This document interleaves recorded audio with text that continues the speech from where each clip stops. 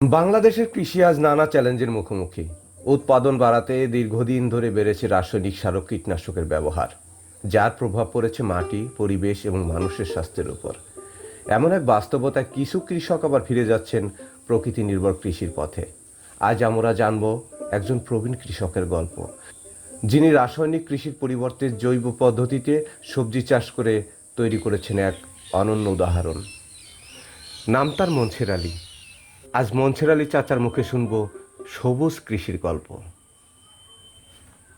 জন্মের পরের থেকে হইলো যে এই যে আগে মাছ চাষিরা যেমন করতো, বাড়িতে শশা খেত বুনতো, চাল কুমড়া বুনতো, ওখানে থেকে দেখে আর কি এটা আমার অভিজ্ঞ।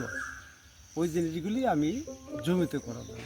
এই যে মানে বাড়িতে এই যে দেখেন এরকম তো বাড়িতে ওই চালে উঠাই দিত বা দুয়ারের উপরে একটা জাংলা দিত, কিছু এই যে কুমড়া বুনতো বা দেশি লাউ বুনতো, ওর মধ্যে দু এক গাছ শশা দিত।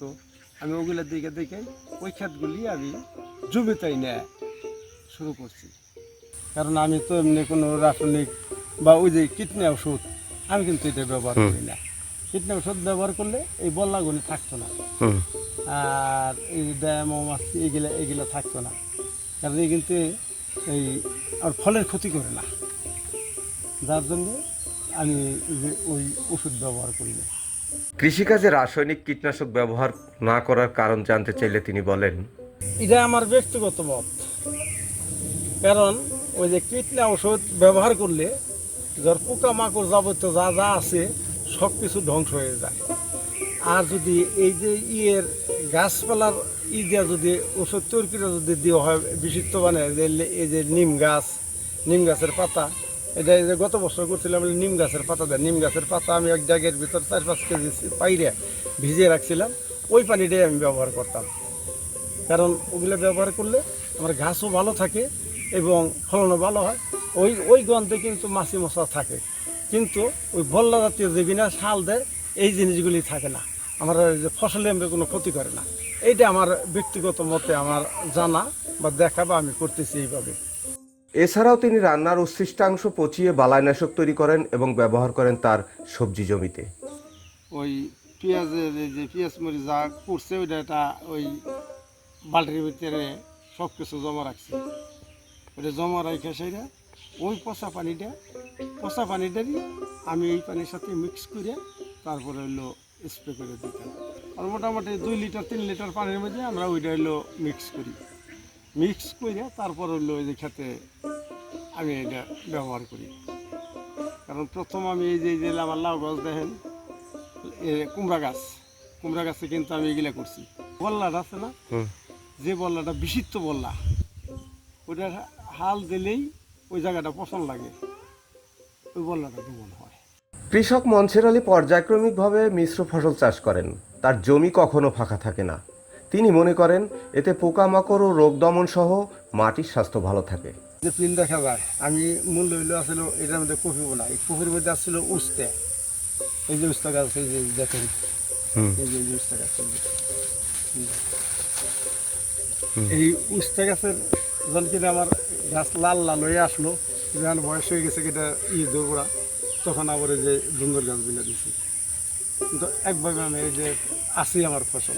মাটির বা ফসলের খাদ্য হিসাবে খোল এবং গোবরজাত সার ব্যবহার করেন তিনি। খোল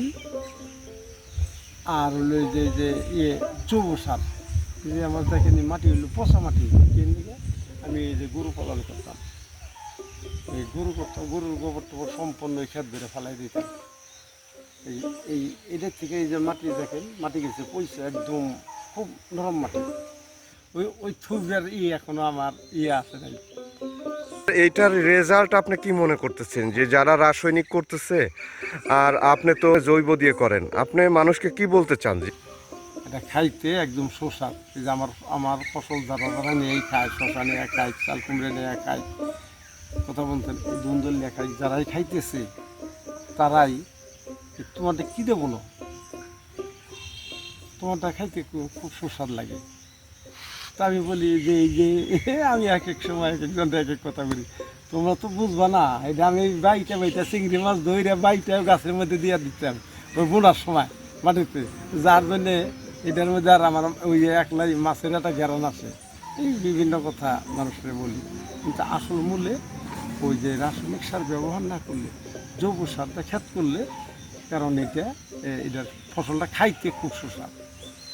আপনি কি মনে করেন রাসায়নিক বাদ দিয়ে যদি জৈবতে মানুষ ফেরে তাহলে কি উৎপাদন একটু কম হইলেও কি লাভ হবে বা আপনি মনে করেন? না, উৎপন্ন কম হবে না যদি জৈব সার ঠিক মতো ব্যবহার করতে পারে।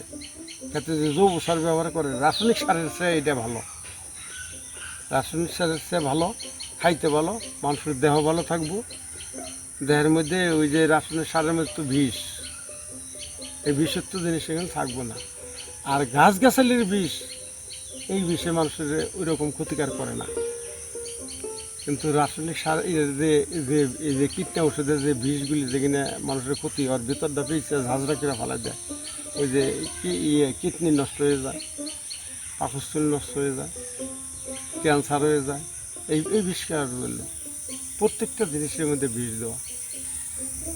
এটা শুধু গল্প নয়, এটা একজন অভিজ্ঞ কৃষকের বিশ্বাস। তিনি মনে করেন প্রকৃতি নির্ভর কৃষিই পারে মানুষের স্বাস্থ্য, পরিবেশ এবং কৃষকের অর্থনীতিকে একসাথে রক্ষা করতে।